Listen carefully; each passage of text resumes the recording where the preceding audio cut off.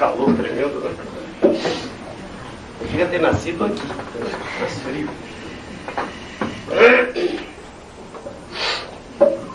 Olha, não, despiciando, né? Chega a ser desnecessário dizer para os senhores da satisfação de estar outra vez aqui no Rio Grande do Sul.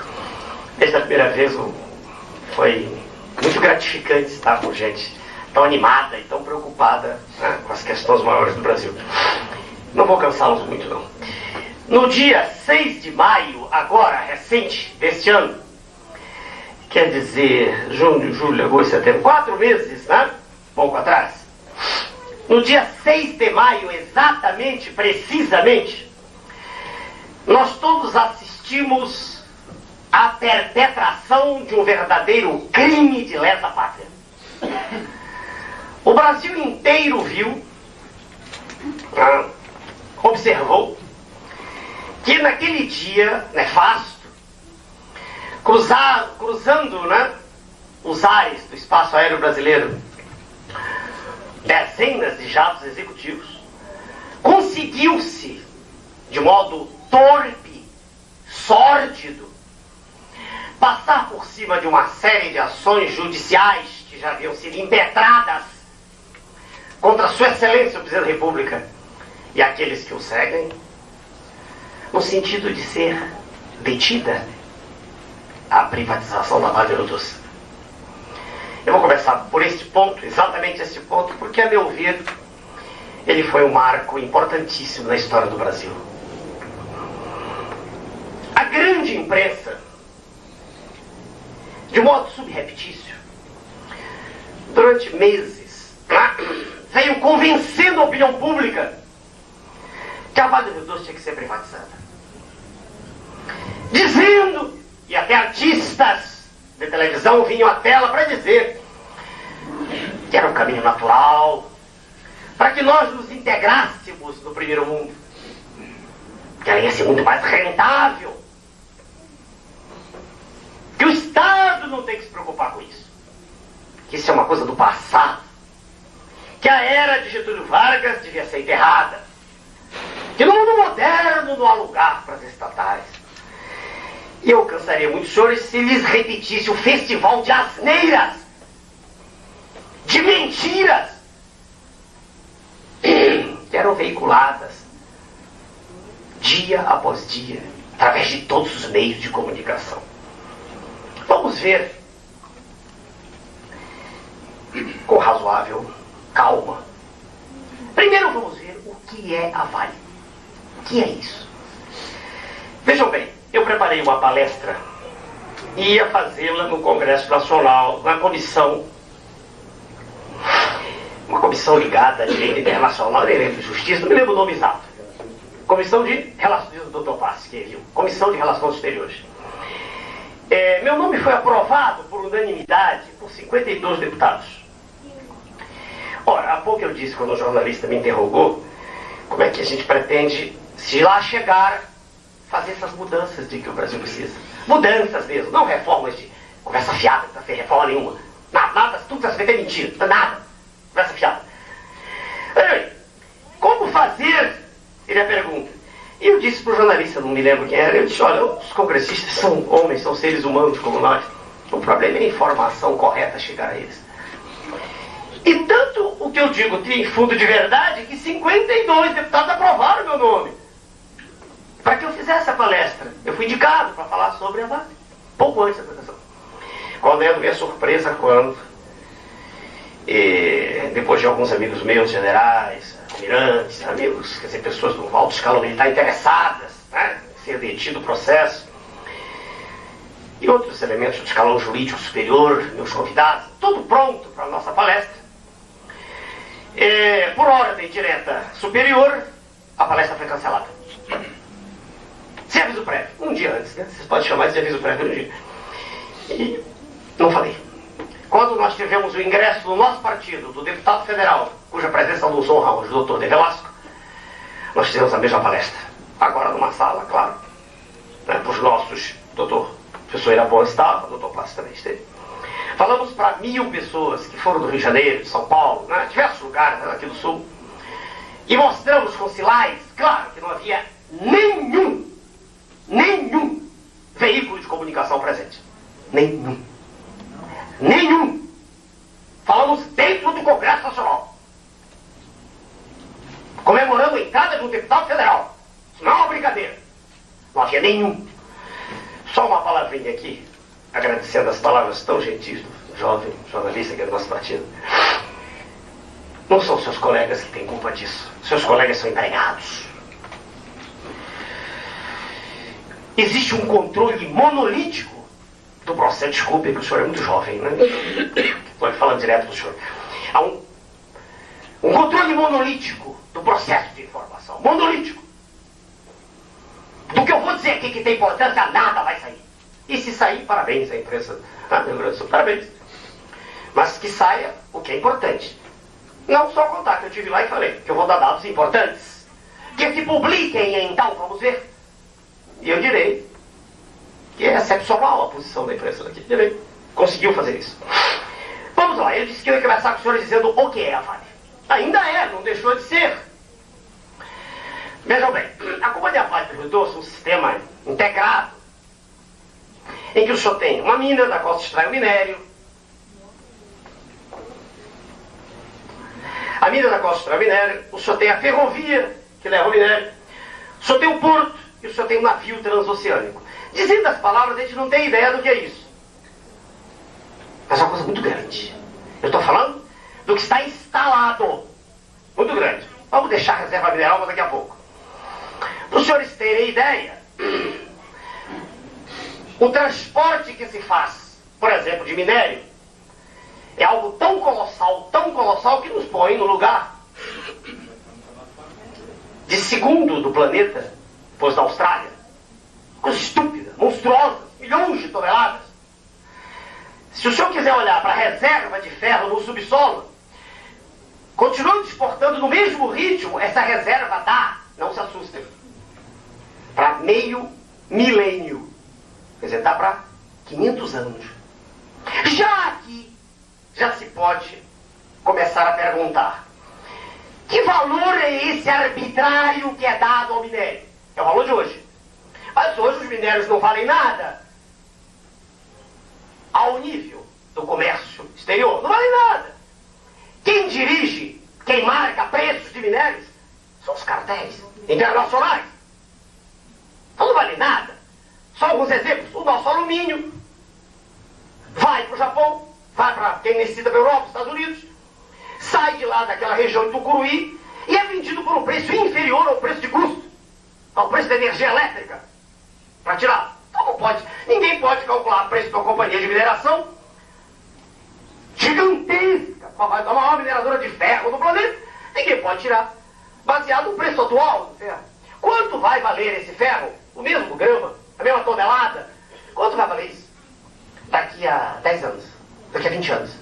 Sim, porque vai precisar sempre disso. Quanto?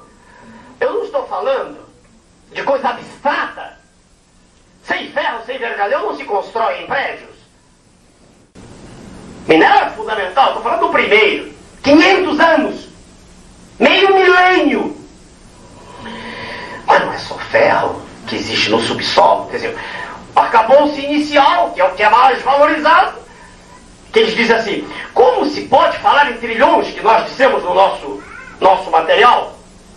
Nós dissemos o Brasil em perigo, né? E dissemos assim, dizem eles, mas como só pode falar em trilhões se General Motors, grandes empresas, valem apenas bilhões de dólares? Mas aquilo ali são máquinas. Nós estamos falando de riqueza que está debaixo da terra, riqueza verdadeira, de uma safra só. Uma riqueza que não vai ser feita nunca mais na história do planeta. Não de máquinas. Máquinas fazem-se e são destruídas. Estou falando do mineral, daquela riqueza que está lá debaixo. Mas não vamos falar só do ferro.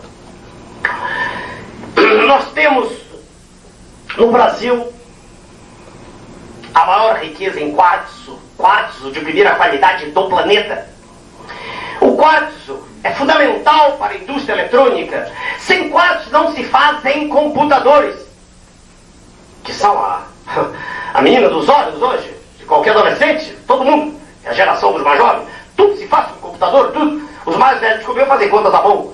Mas os garotos, tudo e tudo quanto é lugar hoje é um computador. Mas não se faz computador sem quartos. Nós somos a maior riqueza do planeta em quartos. O nosso quartzo é vendido atualmente como lastro, praticamente. Menos de $5 quilograma. E o chipzinho, o microcircuito integrado, chega-nos a $5.000. Tecnologia. Dizem pra mim de vez em quando, quer dizer, dizem com muito cuidado, né? Dizem a distância, que se é de frente eu reduzo a pó. Quem quiser. Não, doutor Elias. Quem quiser mineral não vale nada. De longe, dizem muito longe, né? Claro. Debate nunca ninguém veio. Nunca. Nunca. Uma vez só. Em 94, o candidato do PT foi chamado a atenção. E começou a dizer bobagens. Teve que calar-se instantaneamente. Não veio. Mas veja o senhor, como é engraçado. Ele diz assim, a tecnologia é fundamental, a matéria-prima não vale nada. Meu Deus, como é que eu vou construir prédios? Como é que eu vou construir navios? Como é que eu vou construir aviões? Vamos dar um exemplo? Existe um minério chamado nióbio.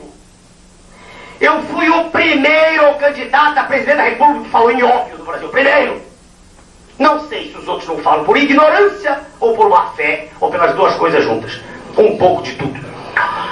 O nióbio é um elemento químico prodigioso, extraordinário, para a fabricação de aviões supersônicos. Aviões agora estão aí, no século XXI, para ir do Rio, talvez antes, nos próximos 2 anos, do século XXI já, para ir do Rio de Janeiro, né, a Nova York, sobe e desce, faz o voo suborbital. Quer dizer, avião supersônico está aí toda hora, todos que estão viajando passam da velocidade de som, ultrapassam a barreira.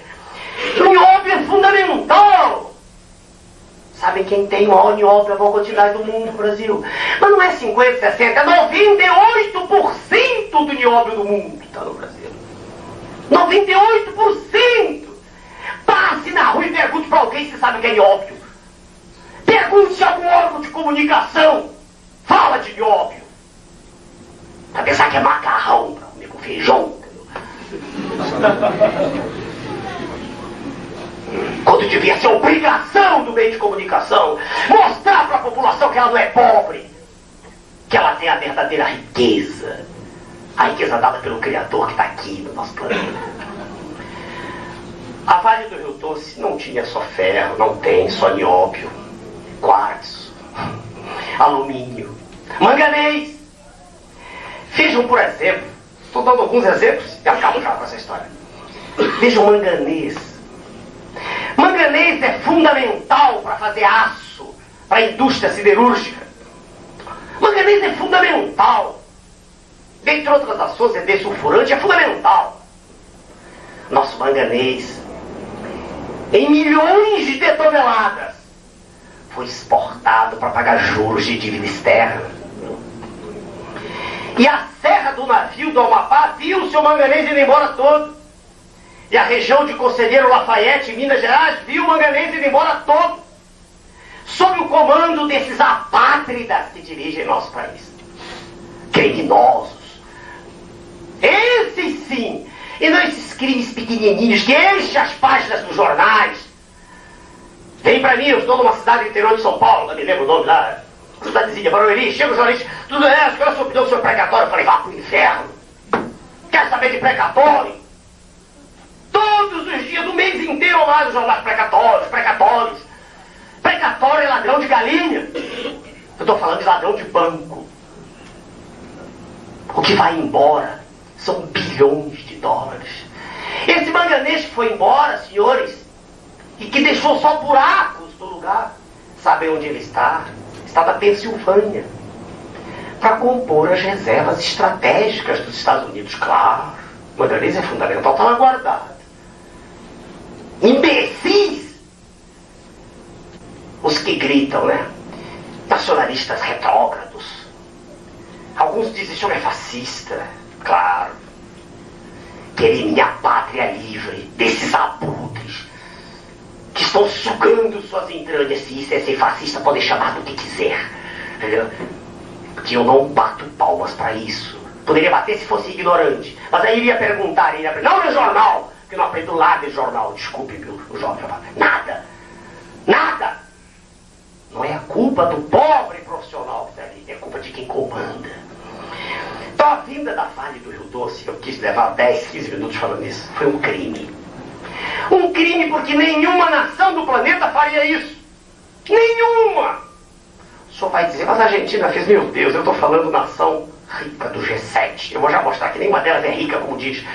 Os outros todos são apenas comandados. Sua Excelência, o presidente da Argentina, é igualzinho ao nosso presidente. É um lacaio do governo internacional. Sua Excelência, o presidente do México, Salinas de Gortari, foi aclamado em prosa e verso, com a ventania neoliberal se iniciando naquela época. E como está ele hoje, foragido da justiça, depois da crise brutal pela qual o México passou? E como está a Nova Zelândia, onde tudo começou? Tudo começou lá. A Nova Zelândia era um exemplo, né, de uma civilização sorridente, civilização que acreditava no seu futuro. Aí fizeram as reformas, igual as reformas. E as páginas dos jornais se enchem. Reformas, bicha, reformas, reformas. Querem saber como está a Nova Zelândia? Hoje, o maior índice de suicídios do planeta, não sai jornal nenhum. Maior índice de suicídio do planeta. Vamos voltar ainda para nos despedirmos já da Vale. O patrimônio da Vale não é de 1 bilhão, de 12 bilhões, de 5 bilhões, era no mínimo, se aferíssemos tudo ao preço de hoje, era no mínimo de 1,5 trilhão a 2 trilhões de dólares. Trilhões! Não estou falando de máquinas, de navios, de portos, não estou falando do conhecimento teórico acumulado pela Docegel, né? Firma de geólogos que tem a prospecção completa do quase completa do subsolo do nosso país. Não, só a matéria-prima no subsolo, só trabalhando com o ouro, só ele, que daqui a pouco vai nos dar mais, né? Quando começarmos a tirar os veios que lá estão, vai nos dar mais do que as minas da África do Sul que estão se acabando. Só em reservas minerais. Só isso. Esse patrimônio não podia ser inferior a 2 trilhões. Os senhores sabem, antes de quando foi vendido, que não tinha como vender. E os senhores assim, mas não há um preço. Eu respondo, não há preço. Ninguém vende o seu dedo. Ninguém vende o seu olho. Alguém pode, por amor, dar a sua córnea. O senhor tem 2 olhos e um filho seu ficou cego, o senhor pode dar, ou até um grande amigo, dar numa sensação, né, numa atitude cristã, o senhor pode dar o senhor não vende o seu olho. Não há preço para o olho. É a dádiva divina, não há preço. A imagem que eu uso é sempre a mesma. O cérebro de uma criança, dessas pobres crianças que estão na rua pedindo esmola no Brasil inteiro, vale mais que qualquer lista de computadores feitos nas fábricas da IBM. Não há preço para isso. Então não havia preço para a Vale, a nossa soberania. Quando nos levantarmos, podemos dizer, senhores da região do Ruhr da Alemanha, paguem o nosso preço ou nós não mandamos mais 1 miligrama de ferro. E aí sim, aí os senhores todos perceberiam, nesse instante, quão rico é o nosso país. A Vale não podia ser vendida. Para encerrar, como é que ela foi vendida? Agora, do outro lado da história, do qual participou de modo ignominioso a grande imprensa. Como é que ela foi vendida? Todo mundo deve ter visto nos jornais aquele cheque publicado. Ela foi vendida por 3,338 bilhões. 3 bilhões. Isso corresponde, num cálculo singelo, a 0,05% do valor. 0,05. 5 centésimos por cento. Nem 1%, muito longe de 1, nem meio. A 10ª parte de 0,5% do valor. Mas mesmo assim, o que é pior, é mentira que esse dinheiro entrou. Também isso é mentira. Metade desse valor foi para o BNDES. Um grande empresário, que foi obrigado a vender sua empresa antes de falir, há pouco tempo atrás, amigo meu. Ele disse, doutor Enéas, o BNDES, de tudo que está, é o que há de mais podre. É lá onde está o antro de tudo. E eu vi aquilo e fiquei impressionado. Quando eu vi a discussão da Vale, eu digo, ele tem razão. Alguns dias atrás eu tive com o balanço do Banco Central, é o outro lado da palestra. Eu falei, não, o Banco Central é difícil dizer. Quando a gente estuda o que acontece no BNDES, a gente pensa que é pior. Quando estuda o espaço do Banco Central, ou seja, é difícil dizer o que está pior. Mas muito bem. Metade desse valor, dos 3,338, né, bilhões, ficou com o BNDES. E o BNDES assumiu uma dívida de uma coisa que sai pouco, muito pouco veiculada, que é o chamado Fundo de Compensação de Variações Salariais. Dívida que nunca ia ser paga, nenhum dos governos anteriores falou nisso. Isso é uma questão contábil que demoraria a explicar, não quero cansá-los. Mas é o que se chama moeda podre, mais hoje. É mentira que o dinheiro, nem entrou o dinheiro. A outra metade da União, quer dizer, que ficaria para os cofres da União, bom, uma parte, juros e comissões dos encarregados do consórcio avaliador. E aqui é que vem um ponto mais sórdido. O mesmo grupo que fez a avaliação, mesmos elementos, com representantes que chegavam lá no Senado, participou da compra. Que é a compra? A compra foi feita através de uma luta aberta de dois contendores. Os contendores, claro que estavam de acordo, que fizeram aumentar em 20% o preço simbólico. O que estava sendo vendido não era a Vale toda, isso aqui é mais repugnante. Estava se vendendo o controle da Vale. Para os senhores terem ideia, estavam se vendendo 41,73% das ações com direito a voto. 41% das ações com direito a voto. Mas acontece que as ações com direito a voto são 64% do capital. Quer dizer, o que estava se vendendo, na verdade, era 26% da Vale. Não era a Vale. Estava se vendendo o poder de controlar. De dizer assim, olha, esse minério vai lá para fora assim. Entendeu? Faz-se isso com aquilo, entendeu? Isso é o que se vendeu. O resto não interessa. São leilões uns atrás dos outros que vão ser feitos já com os lucros. Veja que coisa repugnante. Agora vamos ver quem comprou. Os senhores viram nos jornais, CSN. Siderúrgica, mas a siderúrgica nacional já não é mais nacional, já tinha sido privatizada. Aí dizia assim, mas quem está por trás dela é o Bradesco. Será? Segundo grupo, Opportunity. Terceiro grupo, National Bank. Nós, estudando o assunto, quando eu digo nós, o nosso grupo. Engenheiros nucleares, procuradores militares, juízes, generais, estudamos o assunto. E vimos que por trás de tudo isso estava uma figura maquiavélica de um dos homens mais poderosos do mundo, chamado George Soros, que é indicado nos altos escalões do planeta como um dos imperadores do narcotráfico. Claro que alguns dos senhores dizem, esse homem está delirando. Não estou delirando, não. Essa revista aqui, um ou dois dos senhores podem ter, Executive Intelligence Review, que não está nas bancas, apresenta, na sua edição de 29 de agosto de 97, uma figura interessada. George Soros, Drug Pusher for the Queen. Eu só vi a figura dele aqui, eu leio toda semana essa revista. E que vergonha! Na primeira página, está em inglês, eu vou traduzir para os senhores. Na primeira página, está grifada aqui, professora Paula, veja aqui, está grifada. No Brasil, na revista escrito com Z, claro, o grupo Opportunity Soros foi parte do consórcio que comprou a Vale do Rio Doce, o gigante de mineração nacional. Foi para lá que foi a Vale. A Vale foi vendida por narcotráfico. Não estou falando aqui numa plateiazinha respeitável, mas não. Falei na televisão há poucos dias. Que liquidem-me se quiserem, não tenho medo. Foi na televisão, na Rede Record. Quem tomou conta da Vale foi o narcotráfico. Não sou eu que estou dizendo. Então, de Vale não vou falar mais nada. Muito mais. Vejam a que ponto nós chegamos. Vejam quem é que está no comando do Brasil. Vejam que imundice. Não sei quem daí vai querer ser candidato, mas eu já estou dizendo, depois eu saio, vocês vão conversar com os colegas. Parem de falar em buraco de rua. Parem de dizer besteira. Saiam dessa discussão imbecil. Temos que construir uma escola, porque nós temos que educar. Claro que tem que educar, mas como se pode pensar em educar Se o dinheiro para pagar professor dá para dar para ele 1 a 2 salários mínimos, quando paga isso? Qual é o professor que vai ter prazer de dar aula numa miséria? Tem hoje no partido uma figura egrégia, um professor de medicina dos mais respeitados. Apareceu na televisão comigo.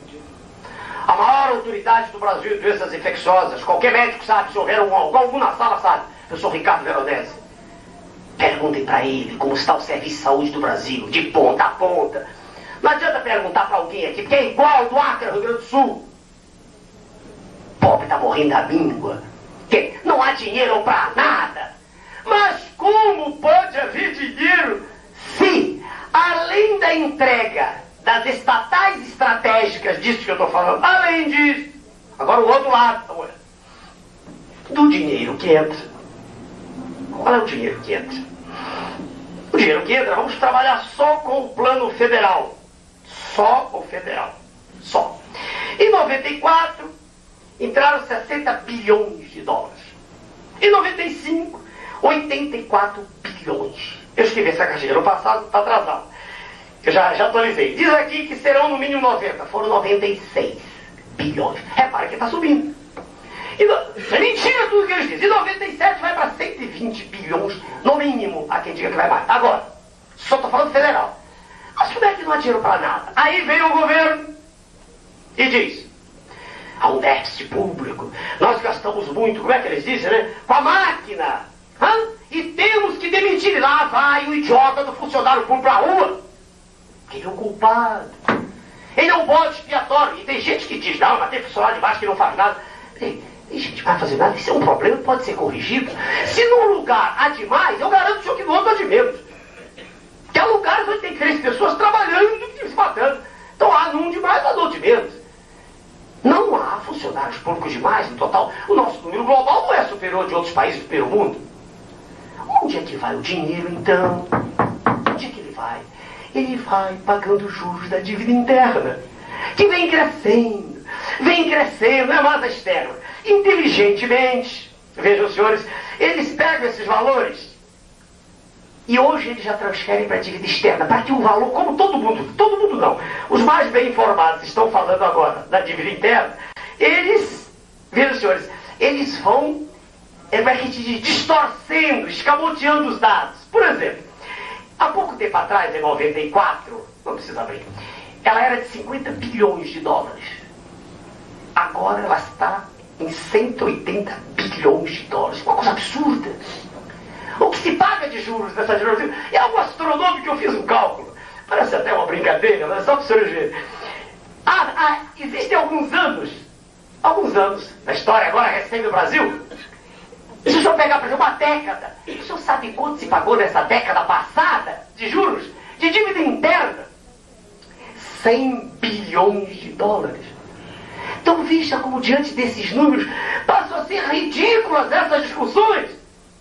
Não, se deu um desfalque, aí aspira as páginas, o desgraçado roubou uma galinha, o outro roubou um peru, isso não tem importância nenhuma. 100 bilhões. Eu até escrevi uma coisa, eu não estou achando aqui, uma coisa interessante, dizendo que se o sujeito tivesse que trabalhar, né, para pagar o que o Brasil gasta, uma coisa aí, de juros em 1 hora, o que nós pagamos de já me lembrei, o que a gente paga de juros em 1 hora, o Brasil em 1 hora, um pobre que ganha assim seus 300 reais, um homem de classe média, baixa, né, ele levaria quase 1000 anos. Bem, aqui quando eu escrevi levaria 975, eles baixaram a taxa, agora está 750 anos. Imagina um sujeito trabalhando 750 anos para pagar o que o Brasil paga em juros em 1 hora. Quer dizer, senhores, não tem solução. Não adianta. Não tem solução. E vou mais longe agora, para estar chegando ao finzinho. Tudo de que eu estou falando ainda é café pequeno. Os países hegemônicos, quem são eles? Inglaterra, França, Alemanha, Japão, Estados Unidos, Canadá, 7, Inglaterra, Itália, estão numa situação desesperadora. Falta-lhes o que será fundamental no século XXI. Falta-lhes energia para movimentar todas as suas máquinas, todos os seus navios. Nada se move, nada se transforma sem energia. Na história da humanidade nós tivemos a época do carvão mineral. No século agora que está acabando, tivemos o petróleo. E o petróleo está acabando. Daqui a mais 10, 20 anos no máximo não haverá petróleo. E para onde é que a humanidade vai voltar seus olhos para poder ter suas máquinas funcionando, seus automóveis, tudo que funciona, né? Para poder ter luz elétrica? Para onde a humanidade vai se voltar para uma coisa só, para o Sol, que é a fonte praticamente eterna de energia. É claro que a grande maioria fica, como é que eu posso usar energia solar? É simples, simples. A natureza, de modo sábio, pega a energia solar e absorve essa energia nas folhas das plantas. Tá? Essa energia lá depois, ela é transformada por um processo metabólico vegetal em óleos, em glicídios, lipídios. Sabe-se hoje, qualquer indivíduo que tenha feito ciência sabe, que os óleos vegetais do Brasil, óleo de babouna, óleo de babaçu, qualquer um deles, é capaz de substituir o diesel com muita vantagem. E é exatamente isso, é nisso que consiste a razão de os olhos lá de fora estarem voltados para a Amazônia. Quer dizer, eles sabem que aqui está a riqueza maior do planeta, a riqueza energética. Para os senhores terem ideia, o Brasil, esse continente, recebe em um dia de sol mais energia do que 120 mil usinas de Itaipu funcionando a todo vapor. É por isso que tem tanta gritaria. É por isso que querem internacionalizar a nossa Amazônia. E é por isso que quando um sujeito se levanta com voz forte contra esse monstro que aí está, eles dizem que é fascista, que é contra as liberdades democráticas. Porque, na verdade, o que eles querem lá fora é tomar conta do nosso território. O povo não tem a menor importância. É por isso que o projeto genocida está em andamento. É por isso que eles falam tanto em limitação de filhos, em ligar trompas das nossas jovens do Nordeste. É por isso que eles põem como heróis os pederastas, os invertidos sexuais. São indivíduos como nós, seres humanos como nós, mas não podem ser apresentados como modelo de reprodução, porque que eu saiba, homem com homem não gera filhos. Mas é importante que se detenha o nascimento de brasileiros. É importante que essa terra seja um espaço enorme com o mínimo de gente. É importante que a nossa população seja a mais analfabeta possível. É importante que daqui não se levante nenhuma voz, para que esses patifes que aí estão possam pegar tudo que é nosso e entregar para o exterior. Essa é a verdade, que não é dita pelos meios de comunicação. Nisso é que reside a questão fundamental. Tudo mais é conversa fiada. Perguntou-me o jornalista. Nacionalista, o senhor aceitaria o senhor Brizola? Claro, toda a postura do senhor Brizola no passado sempre foi de um homem preocupado. Mas se ele recentemente se uniu ao PT, eu sou obrigado a dizer que eu não acredito mais. Porque as estruturas todas que estão por trás do PT são entreguistas. O senhor Luiz Inácio Lula Silva, nos Estados Unidos, em 1992, assinou o Diálogo Interamericano, que é um documento onde tudo isso que eu estou falando está escrito. Onde se prevê, e depois isso passou para o consenso de Washington, a reforma administrativa, onde se prevê o controle da natalidade, onde se prevê a ligação, tudo de que eu estou falando. Está claro, só para quem não sabe ler. Claro, só quem não sabe ler. Meus amigos, o cenário é dantesco. É um cenário que Getúlio Vargas viu, né? Viu naquela época, quando ele nacionalizou o subsolo, né? Quando ele criou, o senhor sabe, né? Tanta coisa que nos fez, e ele é daqui da região dos senhores, que nos fez ter orgulho da nossa pátria. Foi o último nacionalista, o último.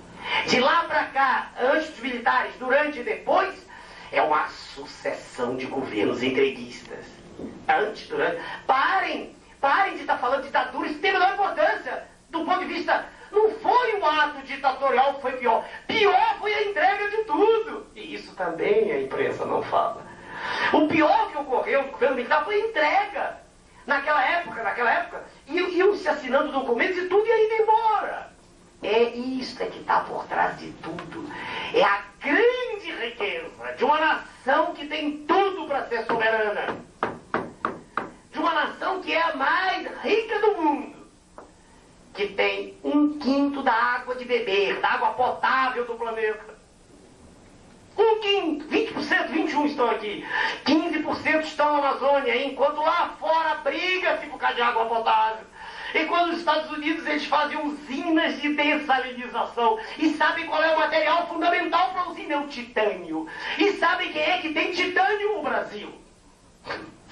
Lá na Amazônia, numa das chaminés vulcânicas, 2 recém-estudadas, existe mais titânio do que todo o titânio que existe no planeta. Triste, né? Isso não sai em nenhum órgão de comunicação. Alguém me pergunta assim, por que o senhor fala com tanta raiva? Eu, quando dou aula de medicina, e meus colegas já me viram dando aula, não falo com raiva. Agora mesmo, amanhã, eu estou saindo aqui, vou para Minas, abrir um congresso. E vou falar sobre o sistema de condução do coração, assunto completamente diferente. Eu não estou com raiva. Porque eu estou falando da natureza, de uma coisa bela que a natureza fez. Tá? Mas quando eu me volto para esse processo político podre, acobertado pela imprensa podre, eu não posso falar sorrindo. Porque eu vejo na minha nação, da qual eu sou filho, daqui. Quando alguém brasileiro vem com conversa em inglês, eu sei falar inglês. Mas eu quero falar português. Essa é a minha língua. Aqui eu nasci. Sou filho dessa terra. E vou morrer aqui. É daqui que eu gosto. Já morei lá fora, sou estrangeiro, eu gosto daqui. E enquanto uma gota de sangue estiver circulando nos meus vasos sanguíneos, eu vou lutar. Não interessa se chega ou não, isso é irrelevante. Claro que eu estou lutando para isso. E chegar, não tenham dúvidas, nós vamos ter orgulhos de sermos brasileiros. Nós vamos levar.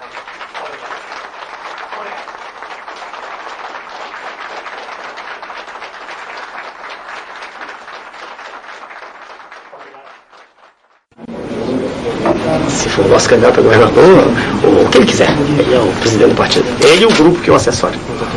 Professor Dr. Enéas, com relação ao programa do partido, alguns assessores já adiantavam que era muito importante que os presentes, se quiserem ingressar no partido, tenham um compromisso com o programa do partido. Exatamente. Basicamente o que é? Isso não se diz em 2 minutos.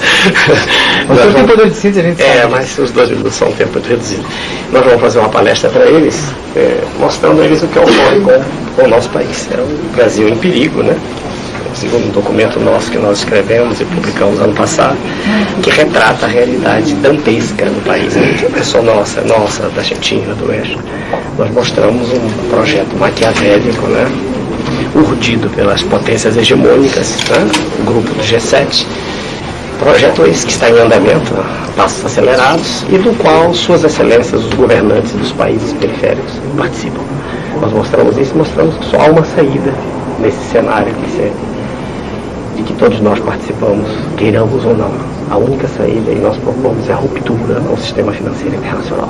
Eu não vou falar de questões maiores, de questões centrais, da macroeconomia, né, da crise energética, é disso que a gente vai falar.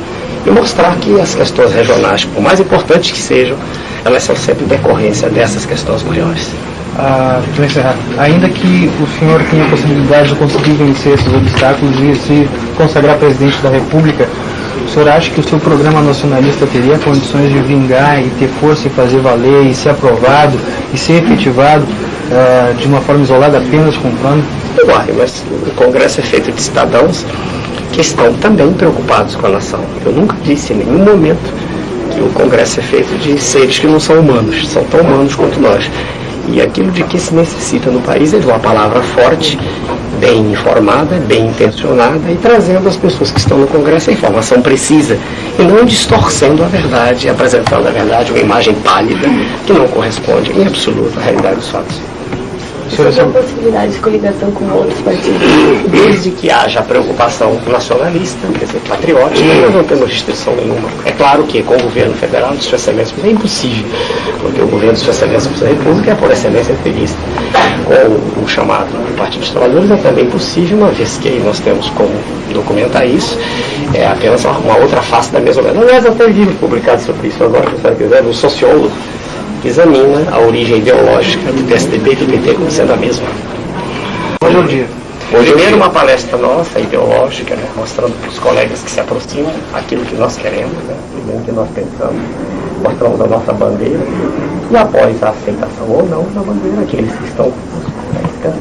E o slogan da campanha vai continuar o mesmo, que chamou a atenção? Não há nenhum slogan, senhora. Eu não mudei, a marca registrada. Eu não mudei de nome, senhora. Não foi fabricado o meu nome de batismo mesmo. Okay. Obrigado. Obrigado, senhores. Né? Obrigado a todas essas falas do jornal A Rota. E nós esperamos o que se avizinha aí é mais tempo, né? Não deve haver 10 candidatos. Se houver 10, é um minuto de novo. Mas se for um minuto, nós brigamos com um minuto. Só não prova se coligaria com o PDT, já que o PT e o PSDB são diz que é da mesma raiz. Olha, o senhor Brizola conversou com o que me parece, pelo que leio, não sei, parece que está com o PT, né? Então,